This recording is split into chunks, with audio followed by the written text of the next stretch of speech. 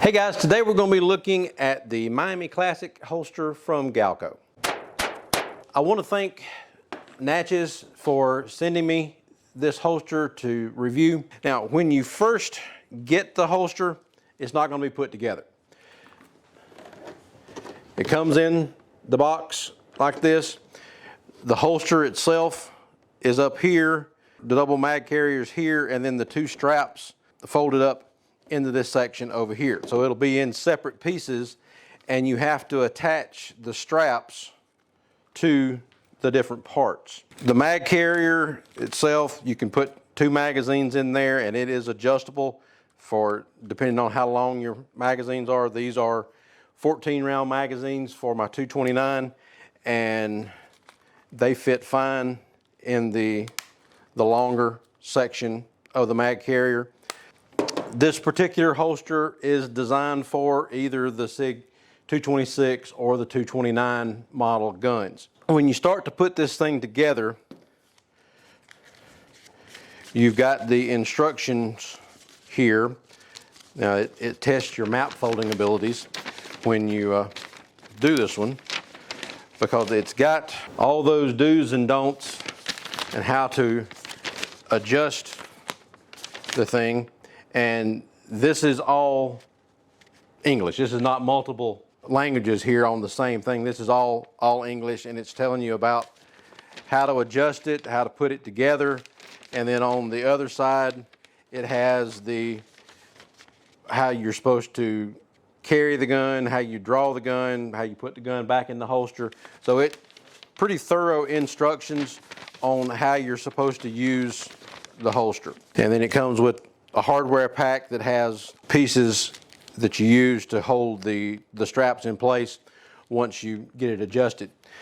Now, adjusting is one of the harder parts about using this holster, because when it comes out, it's got these straps and it doesn't have the little pegs in there. They're not attached, so they're just loose like that. And you have to put the strap through the buckle here on the different holsters, and it tells you in the instructions when you first start to adjust it, until you know you've got it right, don't put it through this second loop here in the buckle. Just leave it going over the top of it, and then you can get it adjusted where you need to. And then once you've got your adjustment finalized, then you can put it through that second buckle. It's just a little bit easier to move the leather up and down without having it going through two different sections of the buckle there. Now, to adjust it, you just put the leather through the buckle, and then you can just slide it up and down just like you would your belt when you're adjusting the length on the thing. Getting it adjusted to the right size is not as easy as it seems like it would be, but you want to get this thing adjusted to where when you've got it on, it rides properly, and once you put the coat on over it, then it will cover the holster and you won't be able to see it. Now, the way Galco designs their straps, they have the straps already attached to this 4-way pivot on the back, and this is going to be on the back of your shoulders when you've got the holster on, and then you adjust the straps on the gun holster itself same way you do the holsters for the magazines. Now, it's got a connector here that you can rotate down, and then there's one on the gun itself that's a snap, that they make extra pieces that go with the holster to help keep it stabilized on your body. And we'll talk about that a little bit more in a little bit, but it's probably a good idea to have those. So I'll show you why in just a little bit. Once you get everything put together, then you're going to need to get it adjusted. And really the only way to adjust it is go ahead and you can put it to where you think it might work, but once you get it on your body, it's going to You got to get it to where it's sitting properly.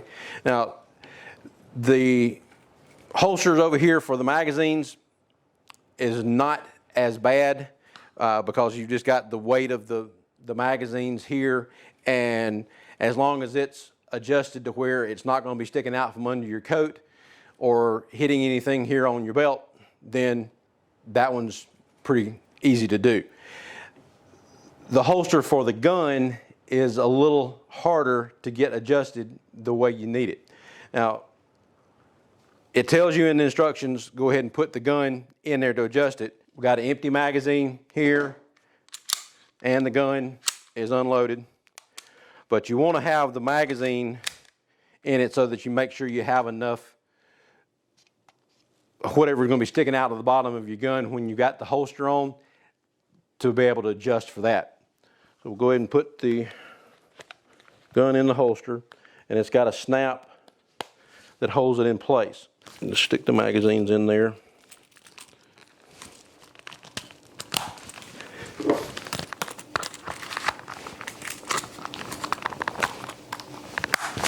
Okay, so you got the weight of the magazines holding this one down, and then the gun is holding this.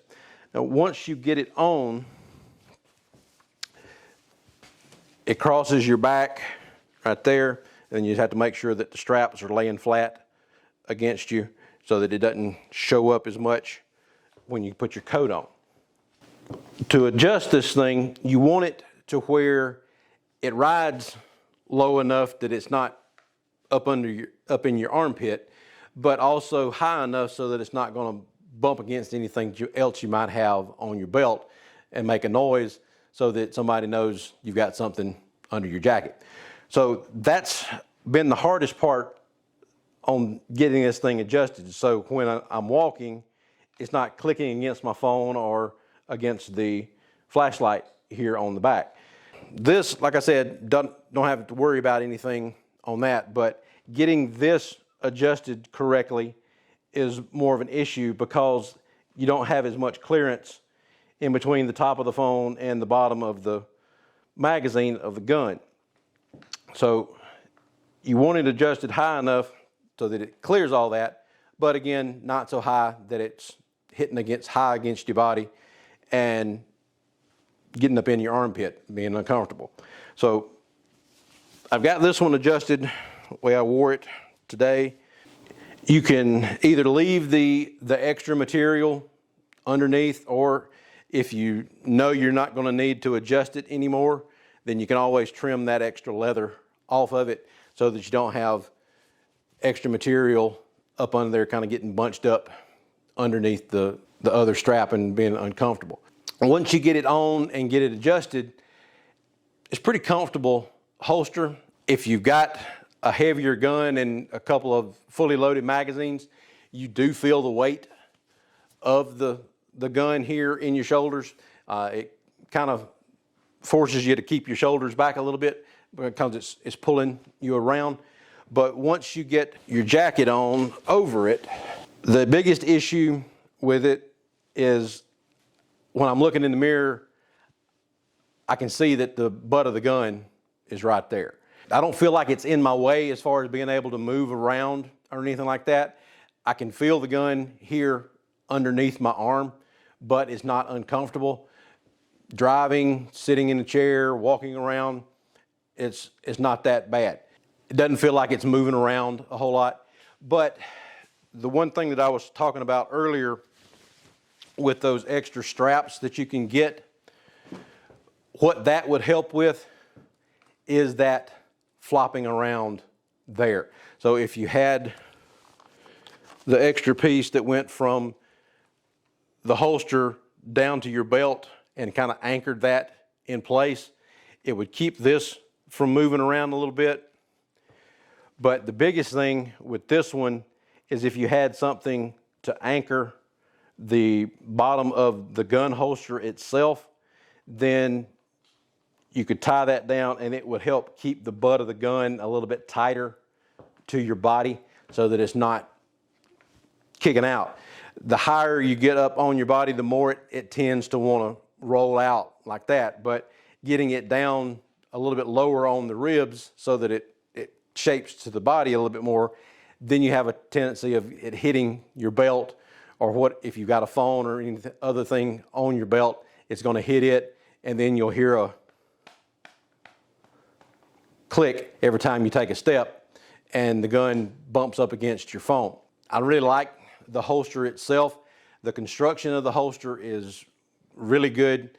Galco does a great job of making their holsters, and the material and everything is very well done. Nice leather for the straps, and then all of the stitch work and everything on both of the holsters is very clean. Now, the way you get the gun out of the holster on this one, you do have the snap there that you've got to deal with. So when you're drawing, instructions tell you to bring your other arm up, and then you pop that snap loose and you draw out underneath your arm, and then you can come up to get the gun in position to be able to fire.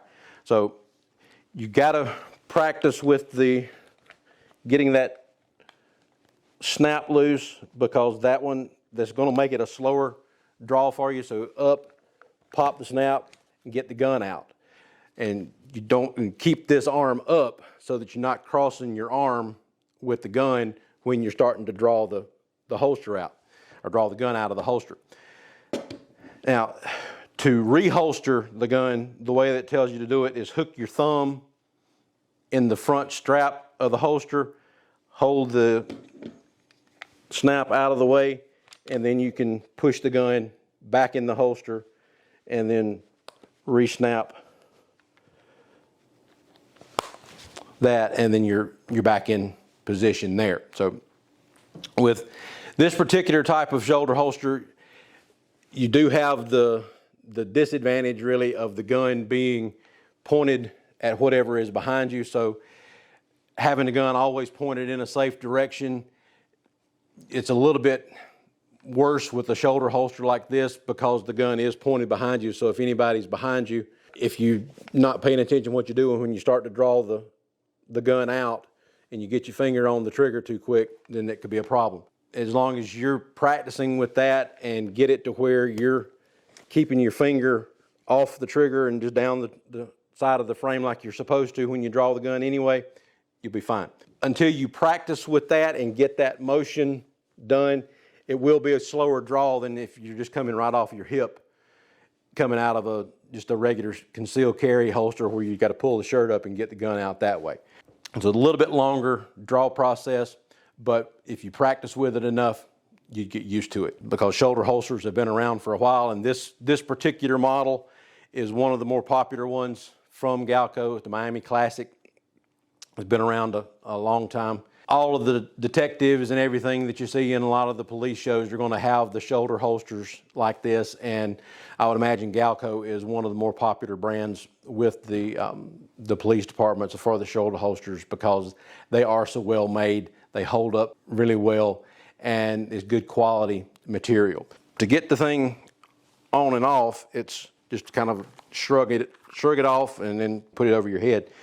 But the stitching and the leather and everything on the holster is very nice. They always do a very good job on making the leather holsters, and the gun fits in there really well. So you could do this with the 229, which is what this one is, or the 226, and it would just stick out a little bit further out the end of the holster that way. But fits really well to the gun. The snap, once it goes over and locks against the hammer there, the gun's not going to be moving around in the holster. It's very stable carry as far as getting the gun on. Then just getting used to getting it on and off be the other issue. But again, with practice, that becomes easier, and you just get it back in position. And if I was in a position where I had to wear a jacket a lot of the time, this would be a good option, because it does get everything up off the belt, and you're using your shoulders to carry the weight of the gun rather than having to use the belt to try to support everything. Without having everything on the belt, get it in up here. As long as this thing is adjusted right, it doesn't show as much sometimes as a hip holster does outside the clothing. If you're looking for a nice shoulder holster, check out Galco, because they've got this model and several other ones that they make that are very nice. And we'll have a link down in the description to this particular holster. You can check it out, and check it out on Natchez and support them. And then check out doubleeaglegunworks.com, like and subscribe down at the bottom, and we'll talk to you later. Thanks. Bye.